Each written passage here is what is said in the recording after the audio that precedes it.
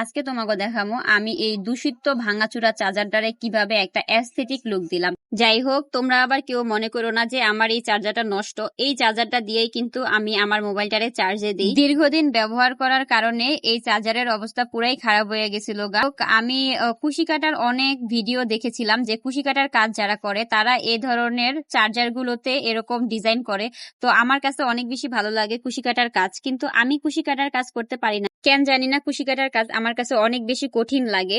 এই কারণে আমি ভাবতেছিলাম যে আমি সেই কাজ দিয়েই আমি এই চার্জারটারে ডিজাইন করবো। কুশি কাটার কাজে যে সুতাগুলা ব্যবহার করা হয় ওই সুতাগুলা কিন্তু অনেক চিকন হয়, আর এই কারণে ওদের ডিজাইন গুলো কিন্তু অনেক বেশি সুন্দর আর অনেক বেশি স্মুথ হয়, ফিনিশিংটাও অনেক সুন্দর আসে। কিন্তু আমরা যে কাজ করি ম্যাক্রামের কাজ, এই ম্যাক্রামের কাজের সুতাগুলা কিন্তু এত চিকন হয় না। এই জন্য আমি প্রথমেই কিন্তু সুতাটারে কাইটটা এরপরে খুইলা নিছি। আমার এই সুতাটা হইতেছে থ্রি প্লাইয়ের সুতা, এই জন্য 3 প্লাই আমি খুলে নিছি। তোমরা যখন বাসায় এই কাজটা ট্রাই করবা তখন অবশ্যই চেষ্টা করবা যতটা চিকন সুতা নেওয়া যায় ততটা চিকন সুতা দিয়েই কাজটা করার। এই পাতাটা বানাইতে অনেক চিকন সুতা লাগে, আর পুরো কাজটা করতে কিন্তু চিকন সুতা লাগে, যেহেতু আমরা এটা একটা তারের উপর করব। আর এটা হইতেছে চার্জার, এই চার্জারটা কিন্তু আমরা সব জায়গায় ক্যারি করব। এই কারণে আমাদের উচিত যে চিকন সুতা দিয়েই করা। চিকন সুতা দিয়ে করলে এটা কিন্তু যে কোনো জায়গায় তুমি অনায়াসে ক্যারি করতে পারবা। কইতে কইতে কিন্তু আমার পাতাটা তৈরি হয়ে গেছে অলরেডি। এখন আমি পাতাটাতে একটা ম্যাজিক গিট দিয়ে নিতেছি, যেই সুতাটা দিয়ে আমি এই পাতাটার ডাল বানাবো ওই ডালের সুতাটা দিয়েই কিন্তু আমি পুরাটা ম্যাজিক গিট দিয়ে নিছি। আর আগে থেকেই কিন্তু আমি বাকি পাতাগুলা কইরা রাখছিলাম। যাই হোক, এখন আমি হইতেছে গিয়া আমার চার্জারের যে তারটা আছে এটারে মাইপা নিলাম যে এটা কত ইঞ্চি আছে।